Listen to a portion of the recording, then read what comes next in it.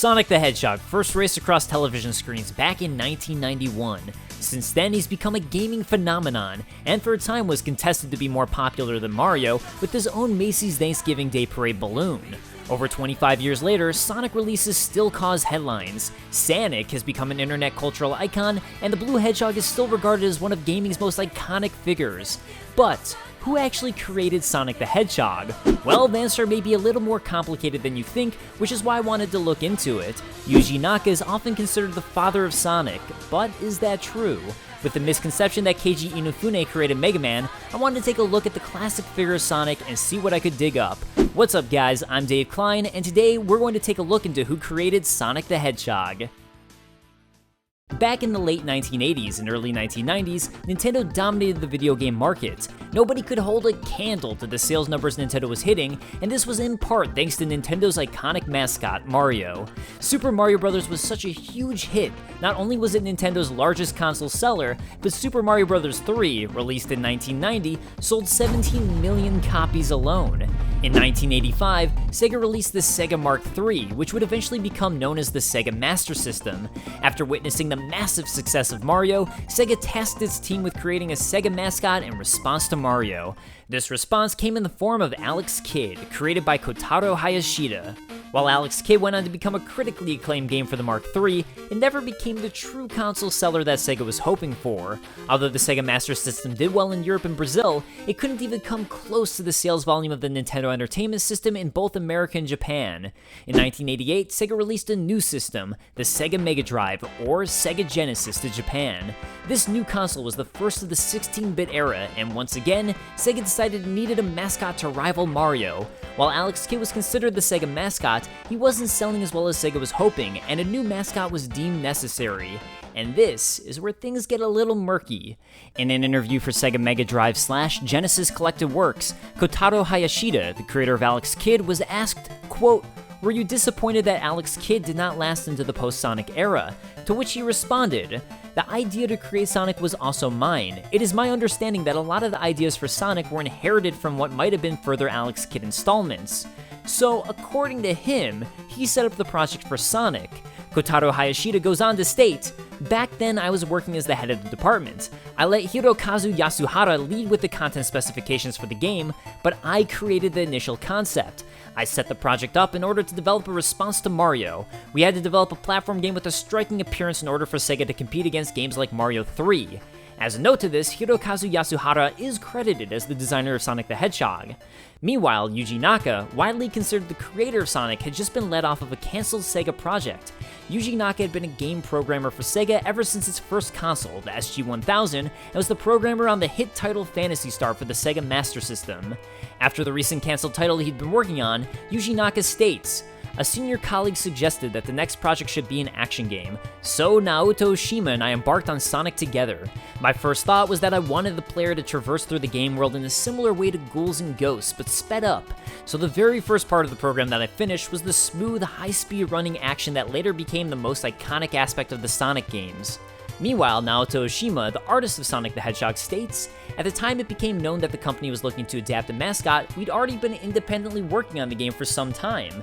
It was after we presented the partially complete game to Sega management that they selected Sonic for the role." Given this, it seems Naoto Oshima and Yuji Naka had begun working on a prototype of Sonic on their own, despite the popular belief that it came about from an internal Sega competition. At some point, a senior colleague suggested to Yuji Naka that they create an action game, and it's likely the senior colleague Yuji Naka referred to was Kotaro Hayashida. However, beyond suggesting that they create an action game, it's not clear how much direct influence he really had on the Sonic project. Naoto Oshima created multiple possible characters, including an armadillo, a rabbit, a mustached man who would later become Dr. Robotnik, or Dr. Eggman, and a hedgehog. As Naoto Oshima and Yuji Naka toiled away on a prototype, they initially had the main character set as the rabbit Naoto Oshima had come up with, who would pick up items with his ears and throw them at enemies. They felt the rabbit was the option, as Yuji Naka wanted the game to be about speed. This was not only to differentiate the game from Mario, but also because I like fast things, and I thought it would be nice to create a game where the more skilled you become, the faster you can complete a stage. Every time I played the first stage of Mario, I wondered why I couldn't clear it faster the better I got playing it. This feeling must have been the beginning of the idea of Sonic. As you get good at playing, you can run through the stage really fast. Meanwhile, as work on the game was progressing, Yuji Naka and Naoto Oshima realized they needed help, and recruited Hirokazu Yasuhara onto the project. Although once again, accounts on exactly how this came about differ slightly. According to Kotaro Hayashida, he let Hirokazu Yasuhara lead with the content specifications for the game, but he created the initial concept of Sonic. While Kotaro Hayashida claims he put Hirokazu Yasuhara onto the Sonic project, Yasuhara's own account differs.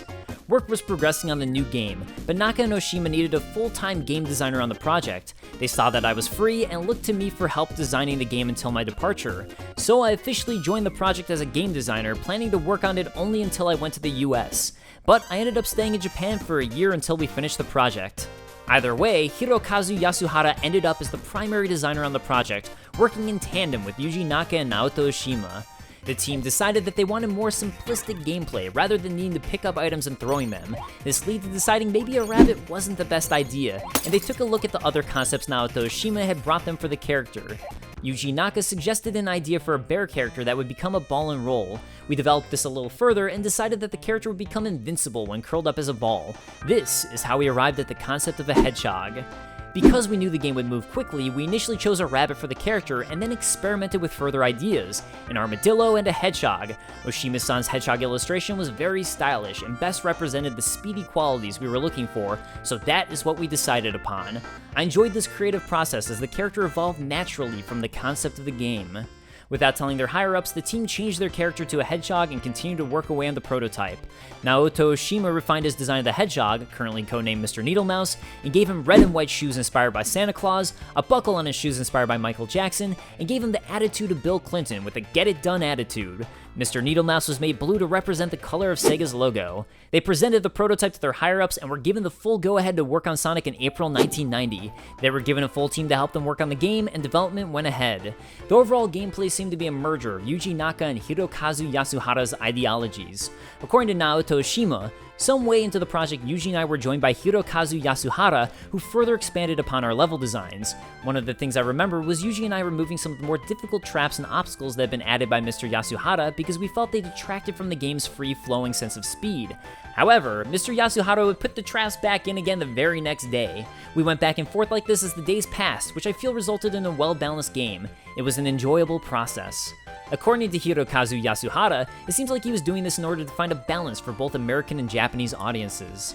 American audiences and Japanese audiences are different. American audience feel the challenge is the most fun part of the video game, but Japanese audience want more casual gameplay elements. So I wanted to create a game for both countries' audiences. Not only the hardcore gamer, but the casual gamer also. Masato Nakamura, a musician who was part of the band Dreams Come True, was chosen to create the music for Sonic the Hedgehog. As this was coming together, Naoto Oshima expanded on Sonic's background, giving him fangs, a band, and a human girlfriend named Madonna. Sonic is smaller than a human, but he had a human girlfriend who's very attractive and would chase Sonic, so it's like a male fantasy. Michael Katz, the then CEO of Sega America, hated it and wanted nothing to do with the game. However, he was replaced by Tom Kalinske, the CEO of Sega America, during the middle of development on Sonic.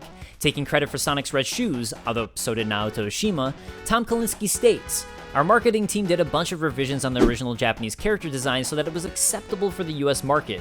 We got rid of the fangs and the aggression, and we added the red shoes. He had a girlfriend named Madonna with this great cleavage. We got rid of her too."